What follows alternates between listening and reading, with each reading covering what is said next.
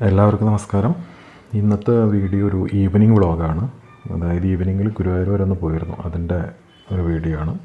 എൻ്റെ front message അയച്ചു എവിടേക്കെങ്കിലും പോകാം ഈവനിങ്ങിൽ എന്ന് പറഞ്ഞപ്പോൾ ഞാൻ അവനെ വിളിച്ചിട്ട് ഗുരുവായൂർ വരെ വന്നതാണ്. അപ്പോൾ ഗുരുവായൂർ എത്തി, അതായത് 21 ഏപ്രിൽ സൺഡേ. അന്ന് കാലത്ത് ഭയങ്കര തിരക്കായിരുന്നു ഇവിടെ, കാരണം ഫുള്ള് മാരേജ്, 240ഓളം മാരേജ് ഉണ്ടായിരുന്നു. അപ്പോൾ അതിൻ്റെയൊക്കെ ഫുള്ള് റഷായിരുന്നു, കാരണം റോഡ് ഫുള്ള് ബ്ലോക്കായിരുന്നു സൺഡേ കാലത്ത്. ന്യൂസും കണ്ടിട്ടുണ്ടാവില്ല നമ്മളെല്ലാവരും. അപ്പോൾ ഈവനിങ്ങിൽ അവിടെ വന്നു, പക്ഷേ ഈവനിങ്ങിൽ തീരെ തിരക്കുണ്ടായിട്ടില്ല. സാധാരണ ഉള്ള ദിവസത്തെ തിരക്കിൻ്റെ അത്രയ്ക്ക് പോലും തിരക്ക് ഫീൽ ചെയ്തിട്ടില്ല സൺഡേ അന്ന് 21 ഏപ്രിൽ. അപ്പോൾ എന്തായാലും ഈവനിങ്ങിൽ അവിടെ എത്തി.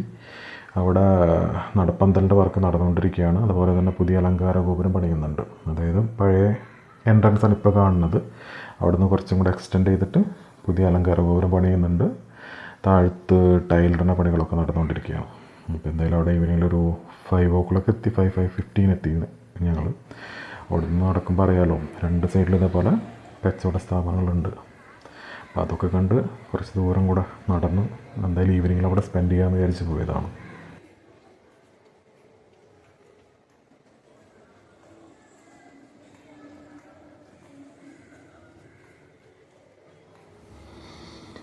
അവിടെ അങ്ങനെ രണ്ട് സൈഡും നോക്കി നടന്ന് അവസാനം ഈ ഷോപ്പിൽ നമ്മളിപ്പോൾ രാംലല്ലയുടെ ഒരു പുതിയ പ്രതിമ വന്നിട്ടുണ്ട്, സ്റ്റാച്ചു.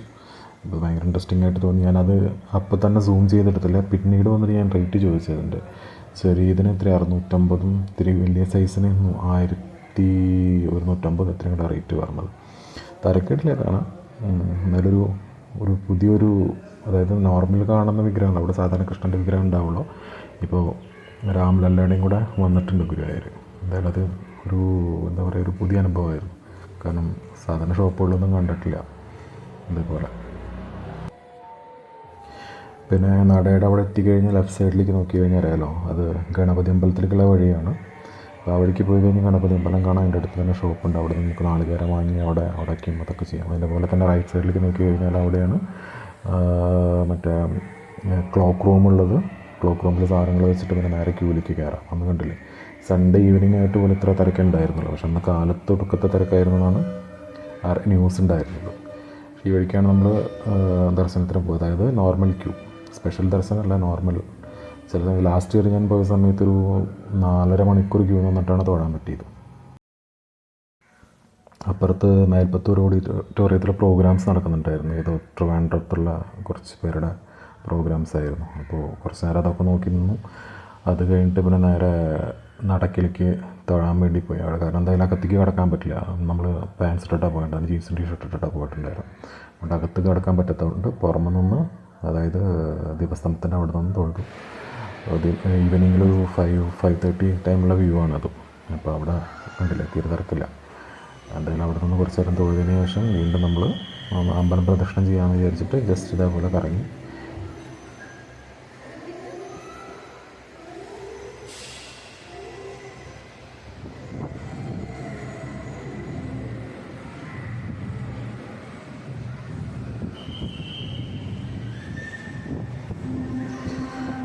അവിടെ നിന്ന് നമ്മൾ നേരെ പ്രദക്ഷിണം ചെയ്യാൻ വേണ്ടിയിട്ടാണ് പോയത്. അപ്പോൾ ആ സമയത്ത് സൈഡിലെ ചമ്പറിൻ്റെ മുകളിലുള്ള ചുമർചിത്രങ്ങളുണ്ടല്ലോ, ഇപ്പോൾ വരച്ചിട്ട് അധികം കാലമൊന്നും ആയിട്ടില്ല, പക്ഷേ കണ്ടില്ല ഓൾറെഡി അതൊക്കെ ഡാമേജ് ആയി തുടങ്ങി, പെയിൻ്റൊക്കെ ഇളകി. അതുപോലെ തന്നെ എൻ്റെ ബ്രൈറ്റ്നസ്സൊക്കെ പോയി. ആ വരച്ച സമയത്ത് നല്ല ലുക്കായിരുന്നു. ഇപ്പോൾ മ്യൂറൽ പെയിൻറ്റിങ്ങിൻ്റെ ഇൻസ്റ്റിറ്റ്യൂട്ട് ഉണ്ടല്ലോ ഗുരുവായൂർ, അവിടുത്തെ ടീംസ് വരച്ചതാണെന്നാണ് എനിക്കറിയുന്നത്. അതാണെന്ന് തോന്നുന്നുണ്ട്, അവർ വരച്ചതാണ്. പക്ഷേ എന്തായാലും പെയിൻറ്റൊക്കെ ഇളകി തുടങ്ങി. അപ്പോൾ അതിൻ്റെ മുകളിൽ എല്ലാ ഫോട്ടോയുടെ മുകളിലും അവർ ആ ഡീറ്റെയിൽസ് എഴുതി വെച്ചിട്ടുണ്ട്. ഏത് സ്പെസിഫിക് സിറ്റുവേഷനെയാണോ അത് കാണിക്കണം എന്നുള്ള ഡീറ്റെയിൽസ് ഉണ്ട്. കണ്ടില്ല, യശോദയും കൃഷ്ണനും കാളിയമർദ്ദനം, അതേപോലെ തന്നെ അനന്തശയനം എന്നൊക്കെ പറഞ്ഞിട്ട് അങ്ങനെ പേരുണ്ട് എല്ലാ ചിത്രത്തിൻ്റെ മുകളിലും. അത് കുറച്ച് റെഫറൻസിന് എളുപ്പമാണ്, കാരണം കുറച്ച് ഫോട്ടോസായിട്ട് ക്രൈസ് ഉള്ളവർക്കും ഇതേപോലെ ഉള്ളവർക്കൊക്കെ റെഫറൻസിന് വേണ്ടിയിട്ട് അതിൻ്റെ മുകളിൽ എഴുതി വെച്ചിട്ടുണ്ട് ഒരു ഡീറ്റെയിൽസ്. പിന്നെ ഈ കാണുന്നത് അറിയാമല്ലോ, ഇതാണ് അവിടുത്തെ ഗുരുവായൂരത്തെ ഫേമസായ കൂവള വൃക്ഷം. ഇതിനെക്കുറിച്ച് ഇപ്പോൾ അടുത്ത റീസെൻ്റിലൊരു സ്റ്റോറി വന്നിട്ടുണ്ടായിരുന്നു. അതായത് അപ്പുറത്തുള്ള പുതിയ സ്റ്റേജിൽ പ്രോഗ്രാം നടക്കുന്ന സമയത്ത് കൂവളത്തിൻ്റെ ചുവട്ടിൽ കൃഷ്ണനെ കണ്ടു എന്നൊക്കെ പറഞ്ഞിട്ട് കുറച്ച് ന്യൂസൊക്കെ വന്നിട്ടുണ്ടായിരുന്നു. അവിടെ സ്റ്റേജിൽ പ്രോഗ്രാം ചെയ്യുന്ന ടീംസ് അതേ സെയിം സ്റ്റെപ്പ് ഇപ്പുറത്ത് ഇരുന്ന് കൃഷ്ണൻ കളിക്കുന്നതായിട്ട് അവർ കണ്ടു. പിന്നെ ഒന്ന് നോക്കിയപ്പോൾ ആളെ കാണാനില്ല എന്നൊക്കെ പറഞ്ഞിട്ട് കുറച്ച് ന്യൂസൊക്കെ ഉണ്ടായിരുന്നു. അത് ഓരോരുത്തരുടെ വിശ്വാസം, അത് പലരും പല രീതിയിൽ കാണുമല്ലോ. ഈ സെയിം സ്റ്റോറി തന്നെ, സെയിം അല്ല, ഇതേപോലെ തന്നെ എൻ്റെ ഒരു ഫ്രണ്ടിനൊരു അനുഭവം ഉണ്ടായിട്ടുണ്ട് ഗുരുവായൂർ വെച്ചിട്ട്. അതായത് ഞാനിപ്പോൾ 2019 അവൻ എന്നെ കാണാൻ വന്നതാണ്. 2011 തൊട്ട് നമ്മളെ ഫ്രണ്ട്ഷിപ്പാണ്. 2019 ഫസ്റ്റ് ടൈം മീറ്റ് ചെയ്യണത്. അപ്പോൾ അവൻ ഗുരുവായൂർ വന്നപ്പോൾ അവൻ എൻ്റെ അടുത്ത് ഇതേപോലെ ഒരു കഥ പറഞ്ഞിട്ടുണ്ട്. അവൻ എറണാകുളത്ത് നിന്ന് വരുന്ന സമയത്ത് ഗുരുവായൂർക്ക് ഫസ്റ്റ് ടൈമാണ്. കാരണം അവൻ ബോൺ ആൻഡ് ബോട്ടപ്പ് ഡൽഹിയിൽ എവിടെയും ഉണ്ടായിരുന്നു. അപ്പോൾ അവിടുന്ന് വരുന്ന സമയത്ത് ഇവന് ഗുരുവായൂരിനെ കുറിച്ച് യാതൊരു ഐഡിയ ഇല്ല. അപ്പോൾ അവിടുന്ന് വന്നു, ഏതോ ഇടപ്പള്ളിയിൽ എവിടെ ഉണ്ട് വെച്ചിട്ട് ഏതൊരു പയ്യൻ കൂടെ കയറി. ആൾ ഫുൾ ഡീറ്റെയിൽസ്, അതായത് ഗുരുവായൂർ എവിടെ ഒന്ന് ഇറങ്ങണം, ബസ് ഇറങ്ങണം, എല്ലാം കൂടെ തന്നെ വന്ന് നടക്കിൽ വരെ കൊണ്ടുവന്നാക്കിയിട്ട് തിരിച്ച് നോക്കിയപ്പോൾ പിന്നെ അവനെ കാണാനില്ല എന്ന് പറഞ്ഞ ഫ്രണ്ട്സിനെ. അവൻ്റെ വിചാരം ഇപ്പോഴും വിശ്വസിക്കുന്നത് അത് കൃഷ്ണൻ കൂടെ വന്നിട്ട് സപ്പോർട്ട് ചെയ്തു എന്നുള്ള രീതിയിലാണ്. ഇപ്പോൾ ഞാൻ അതായത് തൃശ്ശൂർ പൂരത്തിൻ്റെ അന്ന് 20th ഏപ്രിൽ ഞാൻ അവനെ കണ്ടിരുന്നു. അപ്പോൾ അവൻ എന്നെ അത് റിമൈൻഡും കൂടെ ചെയ്തു, ഞാനെന്ന് പറഞ്ഞ കൃഷ്ണൻ്റെ കഥ എന്ന് പറഞ്ഞിട്ട്. കാരണം എൻ്റെ വീട് ഗുരുവായൂർ അടുത്താണ്. അപ്പോൾ അവൻ എൻ്റെ അടുത്ത് പറഞ്ഞ ഗുരുവായൂർക്ക് പോകേണ്ട വെച്ചിട്ടുണ്ടെങ്കിൽ, ഇപ്പോൾ ഇപ്രാവശ്യം ഗുരുവായൂർക്ക് വന്നില്ല. അപ്പോൾ ഞാൻ ചോദിച്ചപ്പോൾ പറഞ്ഞതാണ് ആ കൃഷ്ണൻ്റെ കഥ അവൻ ഒന്നുകൂടെ തന്നെ റിമൈൻഡ് ചെയ്തത്, ഇങ്ങനെ ഒരു സംഭവം ഉണ്ടായിട്ടുണ്ടായിരുന്നുള്ളത്. പിന്നെ ഇപ്പോൾ ഈ കാണുന്നതാണ് പ്രസാദ കൗണ്ടർ. നമുക്ക് പ്രസാദം മേടിക്കാൻ വേണ്ടിയിട്ട്, അതായത് പാൽപ്പായസം അങ്ങനത്തെ ഐറ്റംസ് എല്ലാം അവിടെ നിന്ന് കിട്ടും. അതിന് മുമ്പ് കാണിച്ചതാണ് പ്രസാദത്തിന് നമ്മൾ ചീട്ടാക്കുന്ന സ്ഥലം, അതായത് റെസിപ്റ്റ് എടുക്കണമല്ലോ അതിനുള്ള സ്ഥലം. അവിടെ റെസിപ്റ്റ് എടുത്ത് പായസമാണെങ്കിൽ പായസത്തിന് പ്ലാസ്റ്റിക് ഡപ്പ മേടിക്കണം. ഡപ്പ മേടിച്ച് കഴിഞ്ഞിട്ട് പ്രസാദ കൗണ്ടറിൽ പോയിട്ട് പ്രസാദം വാങ്ങിക്കുക. ഇതാണ് പടിഞ്ഞാറേ നട. പടിഞ്ഞാറേ നടയ്ക്ക് ഞങ്ങളൊക്കെ ചില സമയത്ത് കയറാം, പടിഞ്ഞാറേ നടക്കൂടിയാണ് അകത്തേക്ക് കയറുക. കാരണം ക്യൂ നിൽക്കാൻ മടി ഉണ്ടാകുമ്പോൾ പുറമെന്ന് തൊഴാൻ വേണ്ടിയിട്ട്, കൊടിമരത്തിൻ്റെ ചോട്ടിൽ തൊഴാൻ വേണ്ടിയിട്ട്. അല്ലെങ്കിൽ അവിടെ പരിചയക്കാരുണ്ടെങ്കിൽ ഈ വഴിക്ക് കയറി കഴിഞ്ഞാൽ അകത്ത് പരിചയക്കാർ വഴി കയറി തൊഴാൻ പറ്റും. തിരക്കുന്ന് രക്ഷപ്പെടാൻ വേണ്ടിയിട്ട്. അല്ലാണ്ട് 4000 രൂപ 1500 രൂപയൊന്നും കൊടുത്തിട്ട് കേരള മടി കാരണം, അല്ലെങ്കിൽ പൈസ ചിലവാക്കാനുള്ള മടി കാരണം.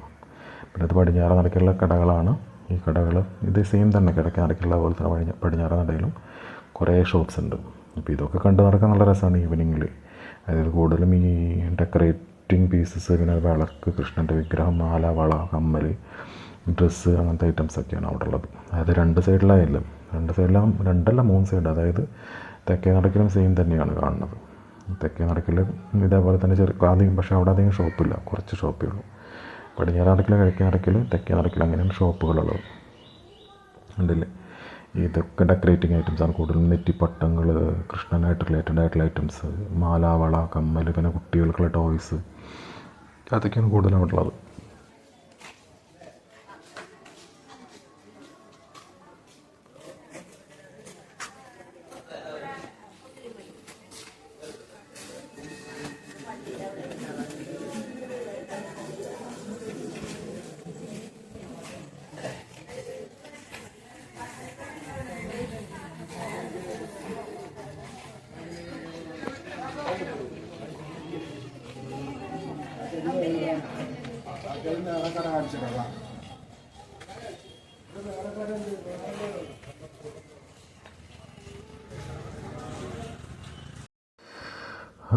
ഇപ്പോൾ ഈ കാണുന്നതാണ് ഗുരുവായൂരത്തെ ക്ഷേത്രക്കണം, അതായത് രുദ്രതീർത്ഥം. പണ്ട് മഹാദേവൻ തപസ് ചെയ്ത് വരുന്നതും വായും ഗുരുവും വന്നിട്ട് മഹാദേവൻ ഇവിടുന്ന് മാറി മമ്മിയൂർക്ക് മാറി. ഇതൊക്കെ ഈ ക്ഷേത്രങ്ങളായിട്ട് റിലേറ്റഡ് ആയിട്ടുള്ള സ്റ്റോറീസാണ്, ഐതിഹ്യങ്ങളാണ്. ഇപ്പോൾ ഈ വഴിക്ക് നേരെ നടക്കുമ്പോൾ കാണുന്നതാണ് ലെഫ്റ്റ് സൈഡിൽ കാണുന്നതാണ് അന്നദാനം നടക്കുന്ന സ്ഥലം. അതായത് അവിടെ എല്ലാ ദിവസവും 3 നേരം ഉണ്ട്, ബ്രേക്ക്ഫാസ്റ്റ്, ലഞ്ച്, ഡിന്നർ, അങ്ങനെ അവിടെ ഫുഡ് കൊടുക്കുന്നുണ്ട്. പിന്നെ ഇത് വടക്കേ നടയാണ്, അതായത് കുളത്തിൻ്റെ ഇപ്പുറത്തെ സൈഡ്. ഇവിടെയാണ് ക്യൂ നിൽക്കുക, അന്നദാനത്തിനുള്ള ക്യൂ. മുമ്പ് കാണുന്ന സ്റ്റെപ്പില്ല, വഴി കയറി മുകളിൽ കൂടെ പോയിട്ട് അവിടെ നിന്നായിരുന്നു ഫുഡ് കഴിച്ചിരുന്നത്. ഇപ്പോൾ അത് മാറ്റി നേരെ സ്ട്രൈറ്റ് ഇപ്പോൾ പുതിയ ബിൽഡിങ്ങിലേക്ക്, അതായത് പുതിയ സ്ഥലത്താണ് ഇപ്പോൾ ഫുഡ് കൊടുക്കുന്നത്.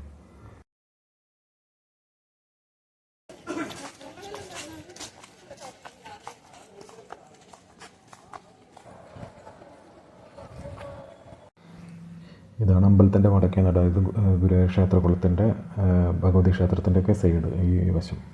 അപ്പോൾ ഇവിടുന്ന് നേരെ ചെല്ലണതാണ് ക്യൂ നിൽക്കുന്ന സ്ഥലം. അതായത് അമ്പലത്തിൻ്റെ ഫ്രണ്ടിലേക്കുള്ള വഴി തന്നെയാണത്. ഇത് നേരെ ചെന്ന് കഴിഞ്ഞാൽ റൈറ്റ് സൈഡിൽ ഭഗവതി ക്ഷേത്രത്തിലേക്ക് എൻട്രൻസ്, ആ വഴിക്കും കിടക്കാൻ പറ്റും. അവിടെ തന്നെയാണ് അടുത്തിരുത്ത് ഭഗവതിയുടെ ക്ഷേത്രം വരുന്നത്. അതായത് ഗുരുവായൂർ അമ്പലത്തിൽ ഉപദേവതയായ അടുത്തിരുത്ത് കുടിയിരിക്കുന്ന ക്ഷേത്രം. അതായത് ഒരു പ്ലാവിൻ്റെ ചോട്ടിലായിട്ടാണ് അമ്പലം സ്ഥിതി ചെയ്യുന്നത്. അതായത് ഭഗവതിയെ വാൽക്കണ്ണാടി രൂപത്തിൽ പ്രതിഷ്ഠിച്ചിട്ടുള്ളത് ആലിൻ്റെ ചോട്ടിലാണ്. പണ്ടത് ഭഗവതിയായിരുന്നു അവിടുത്തെ ഇമ്പോർട്ടൻ്റ് ഡയറ്റി ആയിരുന്നു. അതായത് അവിടുത്തെ മെയിൻ ഭഗവതിയായിരുന്നു എന്നൊരു സ്റ്റോറി ഉണ്ട്. അതായത് ഗുരുവായൂരിൻ്റെ പഴയ പേര് കുരുമ്പായൂർ എന്നായിരുന്നു. അപ്പോൾ അതായത് ഭഗവതിക്കായിരുന്നു അവിടെ ഇമ്പോർട്ടൻസ് ഉണ്ടായിരുന്നു. പിന്നെ കൃഷ്ണൻ വന്നതോടുകൂടിയിട്ട് ഭഗവതിനെ മാറ്റി പ്രതിഷ്ഠിച്ച് അടുത്ത് അരികത്തുകാവ് ഭഗവതി എന്നുള്ള രീതിയിൽ പ്രതിഷ്ഠ കൊടുത്തു എന്നൊക്കെയാണ് പറയുന്നത്. പല പല സ്റ്റോറി ഉണ്ടല്ലോ, എല്ലാവർക്കും പലതിനും പല വേർഷൻ ഉണ്ടാവുമല്ലോ. അപ്പോൾ ഈ കാണുന്നതാണ് അടുത്ത് അരികത്തുകാവ് ഭഗവതി, അതായത് ആ മരം കാണുന്നില്ല, അതിൻ്റെ ചോട്ടിലാണ് ഭഗവതി കൂടി ഇരിക്കുന്നത്. ഇവിടെ നിന്ന് തന്നെയാണ് നമ്മുടെ മമ്മിയൂർക്ക് വേണ്ടി പ്രാർത്ഥിക്കുന്ന സ്ഥലം. അവിടെ നിന്നിട്ട് അങ്ങോട്ട് തിരിഞ്ഞ് നിന്നിട്ടാണ് മമ്മിയൂർ അമ്പലത്തിൽ ശിവനെ സങ്കല്പിച്ച് നമ്മൾ പ്രാർത്ഥിക്കും. മമ്മിയൂർ പോകാത്ത ടീംസ്, അല്ലെങ്കിൽ ഇവിടുന്ന് ഒരു 10 മിനിറ്റ് വാക്കബിൾ ഡിസ്റ്റൻസേ ഉള്ളൂ മമ്മിയൂർ അമ്പലത്തിലേക്ക്. വേറെ വന്നു കഴിഞ്ഞാൽ അങ്ങോട്ട് പോകുന്നത് നന്നായിരിക്കും. ഇല്ലാച്ചെങ്കിൽ അവിടെ തന്നെ നിന്ന് എഴുതാൻ മതി. ഇപ്പോൾ നേരെ കാണുന്നതാണ് ക്ലോക്ക് റൂം, കിഴക്ക് നടക്കിലെ ക്ലോക്ക് റൂം. ക്ലോക്ക് റൂമിനോട് ചേർന്ന് തന്നെ നമുക്ക് അവിടെ ഒരു ടോയ്ലറ്റ് സൗകര്യമുണ്ട്, ദേവസ്വത്തിന് കീഴിലുള്ള തന്നെ. അപ്പോൾ അതായത് ലോങ് ഡിസ്റ്റൻസ് ട്രാവൽ ചെയ്തിട്ട് വരുന്നവരൊക്കെ വെച്ചിട്ടുണ്ടെങ്കിൽ റൂം ഫെസിലിറ്റീസ് ഒന്നും ഇല്ലെങ്കിൽ നേരെ കയറി കുളിച്ച് ഫ്രഷായി ഈ ജനറൽ ക്യൂവിൽ നിന്ന് തൊഴാൻ പറ്റും. ജനറൽ ക്യൂവിൽ വെച്ചിട്ടുണ്ടെങ്കിൽ ഇപ്പോൾ ഇരിക്കാനുള്ള ഫെസിലിറ്റീസൊക്കെ അവിടെ ചെയ്യുന്നുണ്ട്. ഇരിക്കാനുള്ള ഫെസിലിറ്റീസ് ഉണ്ട്, അതുപോലെ തന്നെ വെള്ളം കൊടുക്കുന്നുണ്ട്, ഫാൻ സൗകര്യമുണ്ട്. അപ്പോൾ അതുകൊണ്ട് അധികം ബുദ്ധിമുട്ടില്ലാണ്ട് തൊഴുതിട്ട് വരാൻ പറ്റും. അതൊക്കെ പിന്നെ ഓരോ ദിവസങ്ങളുടെ പ്രത്യേകതയായിരിക്കും. ചില ദിവസങ്ങളിൽ ആരും ക്യൂവിലുണ്ടാവില്ല, ചില സമയത്ത് ഭയങ്കര റഷായിരിക്കും. ചിലപ്പോൾ ക്യൂ കോവളം വരെ എത്തിയിട്ടുണ്ടാവും, അല്ലെങ്കിൽ ചിലപ്പോൾ കേശവൻ്റെ പ്രതിമയുടെ വരെയൊക്കെ എത്തിയിട്ടുണ്ടാവും. അതൊക്കെ ഡിപ്പെൻസ്, ഭാഗ്യം പോലെ ഇരിക്കും. ചിലപ്പോൾ തന്നെ നമുക്ക് 4-5 പ്രാവശ്യം കയറി തൊഴാനൊക്കെ പറ്റും തിരക്കിലെ ദിവസങ്ങളിൽ.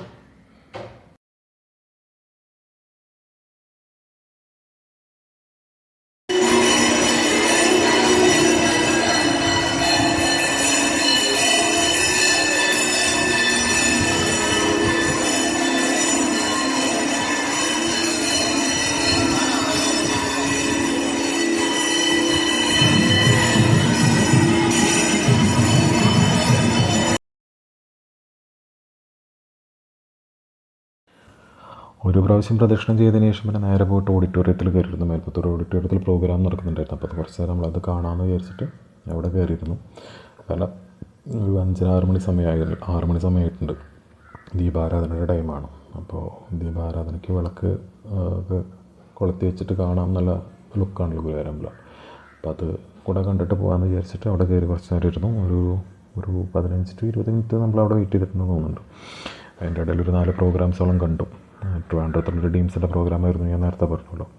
അപ്പോൾ അവരുടെ കുറച്ച് പ്രോഗ്രാംസും കൂടെ കണ്ടിട്ട് പിന്നെ നമുക്ക് അവിടെ നിന്ന് പോകാമെന്ന് വിചാരിച്ചിട്ട് കുറച്ച് പ്രോഗ്രാംസ് ഇരുന്ന് കണ്ടു. അതിൽ കുറച്ച് ക്ലിപ്സ് ഞാൻ കൊടുത്തിട്ടുണ്ട് വീഡിയോസിൻ്റെ, പക്ഷേ അത് ക്ലിയർ അല്ല, കാരണം സൂം ചെയ്തിട്ട് അത്രയ്ക്കൊക്കെ വരുന്നുള്ളൂ. കാരണം കുറച്ച് ബാക്കിലാണ് നമുക്ക് സീറ്റ് ഇട്ടിരുന്നത്, കാരണം ഫ്രണ്ടിൽ കുറേ ഏരിയാസ് ഫുള്ളായിരുന്നതുകൊണ്ട് അത് സൂം ചെയ്തിട്ട് ക്ലിയർ കിട്ടുന്നുണ്ടായിരുന്നില്ല. പിന്നെ ഞാനതുകൊണ്ട് കുറച്ച് വീഡിയോസ് മാത്രമേ എടുത്തുള്ളൂ.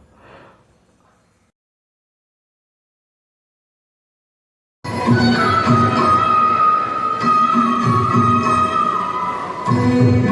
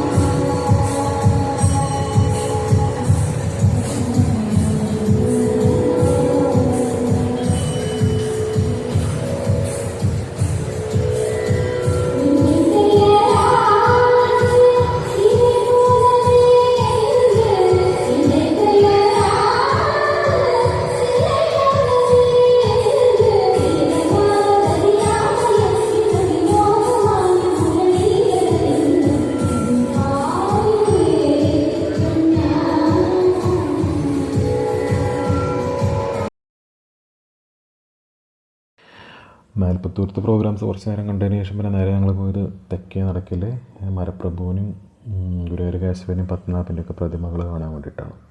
അതായത് ആ ശ്രീവത്സം ഗസ്റ്റ് ഹൗസിൻ്റെ കോമ്പൗണ്ടിനകത്ത് ഈ 3 സ്റ്റാച്യൂസ് ഉണ്ട്. അതായത് മരപ്രഭു അറിയാലോ സ്റ്റോറി, പണ്ട് പൂന്താനത്തിൻ്റെ ആനപ്പാനയിലുള്ള കഥ, അതുപോലെ തന്നെ ഗുരുവായൂർ കേശവനായിട്ടുള്ള സ്റ്റോറീസ് നിങ്ങൾ കുറേ കേട്ടിട്ടുണ്ടാകും. അതായത് ഗുരുവായൂർ കേശവൻ ചെരിഞ്ഞ സ്ഥലമാണത്. പിന്നെ പത്മനാഭൻ, ഗുരുവായൂർ പത്മനാഭൻ്റെ പുതിയ പ്രതിമ വന്നിട്ടുണ്ട്. 2 വർഷമായി തോന്നുന്നുണ്ട് പണിതിട്ട്. അപ്പോൾ അതും കണ്ടു. അതുപോലെ തന്നെ ഇപ്പോൾ ഈ അടുത്ത് താഴത്ത് വരച്ചിട്ടുള്ള കേശവനായിട്ട് റിലേറ്റഡ് ആയിട്ടുള്ള ചുമർ ചിത്രങ്ങളുണ്ട്. മതിലിൻ്റെ മുകളിൽ ഫുള്ള് വരച്ച് വെച്ചിട്ടുണ്ട്. കേശവൻ എങ്ങനെ നടയിരുത്തപ്പെട്ടു, കേശവനായിട്ട് മലബാർ കലാപത്തിനായിട്ട് റിലേറ്റഡ് ആയിട്ടുള്ള സ്റ്റോറീസൊക്കെ മെൻഷൻ ചെയ്തിട്ടുണ്ട് അവർ. അപ്പോൾ അത് കുറച്ച് നേരം അവിടെ നോക്കി നിന്നു. അതിന് ശേഷം പിന്നെ വീണ്ടും തിരിച്ച് അമ്പലത്തിലേക്ക് തന്നെ വന്ന് ദീപാരാധന ടൈമായിട്ടുള്ളതുകൊണ്ട്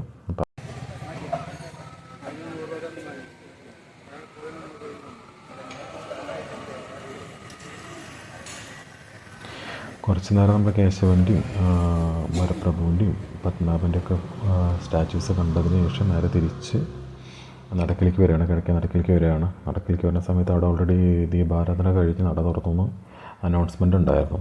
അപ്പോൾ കണ്ടില്ലേ, ഓൾറെഡി നമ്മുടെ കോവളത്തിൻ്റെ ചോട്ടിൽ ഫുള്ള് വിളക്ക് കത്തിച്ചിട്ടുണ്ട്.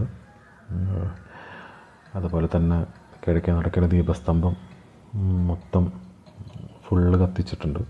നല്ല വ്യൂ ആണ് ഈവനിങ്ങിൽ ഈ സമയത്ത്. മീൻസ് നല്ല രസമാണ്, നല്ലൊരു പ്രത്യേക ഒരു ഫീലാണ് ഈ സമയത്ത് അമ്പലത്തിൻ്റെ മുമ്പിൽ പോയി നിൽക്കാനും അവിടെ നിന്ന് പ്രാർത്ഥിക്കാനും. കാരണം ഒരു പ്രത്യേക സ്മെല്ലാണ് അവിടെ. അതായത് എണ്ണ, കളഭം, ചന്ദനത്തിരി, സാമ്പ്രാണി, അതുപോലെ തന്നെ അങ്ങനെ ഒരു പ്രത്യേക ഒരു സ്മെല്ലാണ് അമ്പലത്തിൻ്റെ മുമ്പിൽ ഈ സമയത്ത് പോയി കഴിഞ്ഞാൽ. അവിടെ ദീപാരാധനയുടെ സമയം ഇവിടെ ഇടയ്ക്കയിൽ പാട്ട്, അത് ഇടയ്ക്ക വായിക്കുന്നുണ്ടായിരുന്നാലും, അതുപോലെ തന്നെ മേൽപ്പത്തൂരിൽ പ്രോഗ്രാംസ് നടക്കുന്നുണ്ട്. എല്ലാം കണ്ട് നിൽക്കാനൊരു പ്രത്യേക വൈബാണ് അവിടെ. അതായത് നമുക്കെന്തൊരു ഭക്തി എന്താ ഓരോരുത്തരുടെ ഡിപ്പെൻസ്. ഭക്തിയുള്ളവർക്ക് ഭക്തിയായിരിക്കും, കാണാൻ വരുന്നവർക്ക് കാണാനുള്ളൊരു ഫീലായിരിക്കും. അതുപോലെ തന്നെ കണ്ട് നിൽക്കാനൊരു എന്തൊരു പ്രത്യേക ഫീലായി ഈ സമയത്ത് അവിടെ പോയി കഴിഞ്ഞാൽ. ഞാൻ കൂടുതൽ ഈവനിങ്ങിൽ അല്ലെങ്കിൽ കാലത്ത് ഏർലി മോർണിംഗിൽ പോകാൻ അമ്പലത്തിൽ പോകുന്നുണ്ടെങ്കിൽ ഏർലി മോർണിംഗിലൊരു 7:30 8 o'clock ഉള്ളിൽ ഭയങ്കര രസമാണ് അവിടെ ഗുരുവായൂർ കാണാൻ. അതുപോലെ ഈവനിങ്ങിൽ ഈ സമയത്ത് വിളക്ക് വയ്ക്കുന്ന സമയത്ത്. അപ്പോൾ എന്തായാലും ഇത്രയും ഉണ്ടായിരുന്നുള്ളൂ. അത് കഴിഞ്ഞിട്ട് നേരെ ഞങ്ങൾ തിരിച്ച് പോന്നു. തിരിച്ച് പോകുന്നതിന് ഉള്ളിൽ നമ്മൾ അവിടെ ഇന്ത്യൻ കോഫി ഹൗസിൽ നിന്ന് ഒരു കോഫിയും കഴിച്ച് ഒരു കട്ട്ലേറ്റും കഴിച്ച് തിരിച്ച് പോന്നു.